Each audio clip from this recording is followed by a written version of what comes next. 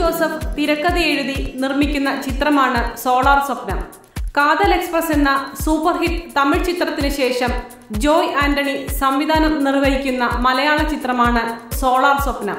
12ാം വയസ്സിൽ KRP എന്ന പ്രാദേശിക രാഷ്ട്രീയക്കാരനാൽ ശാരീരികമായി പീഡിപ്പിക്കപ്പെടുന്ന ഒരു പെൺകുട്ടിയാണ് ഹരിത നായർ.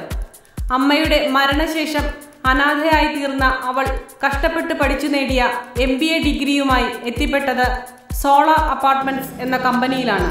ഹരിത നായരുടെ ജോലിയിലുള്ള കഴിവും ആത്മാർത്ഥതയും കണ്ട് സോളാർ കമ്പനിയുടെ MD-യായ അജയ് അവളെ കൂടി ബിസിനസ്സിൽ പാർട്ട്ണറാക്കുന്നു. തുടർന്ന് കമ്പനിയുടെ വലിയൊരു സാമ്പത്തിക തട്ടിപ്പിലേക്കാണ് ഹരിത നായർ എത്തപ്പെട്ടത്. ഇതിൽ ആരൊക്കെയാണ് പ്രതികൾ തുടങ്ങിയ ആകാംക്ഷ നിറഞ്ഞ മുഹൂർത്തങ്ങളിലൂടെയാണ് ഈ ചിത്രം മുന്നേറുന്നത്.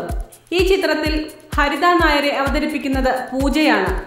അജയ് കർത്ത എന്ന കഥാപാത്രത്തെ ഭൂപൻ അവതരിപ്പിക്കുന്നു.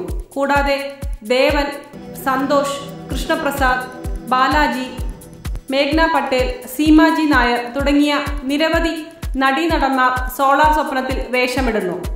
തന്ത്രശാലികളായ ചില രാഷ്ട്രീയക്കാരും ഭൂമി തട്ടിപ്പുകാരും സെക്സ് റാക്കറ്റുമൊക്കെ ചർച്ച ചെയ്യപ്പെടുന്നു. സാധാരണ പ്രേക്ഷകനെ ആകർഷിക്കുവാനുള്ള മസാലകൾ മനോഹരമായി ചിത്രത്തിൽ ചേർത്തിരിക്കുന്നു. സംഗീത സംവിധാനം നിർവഹിച്ചിരിക്കുന്നത് നവാഗതനായ ജയനാണ്.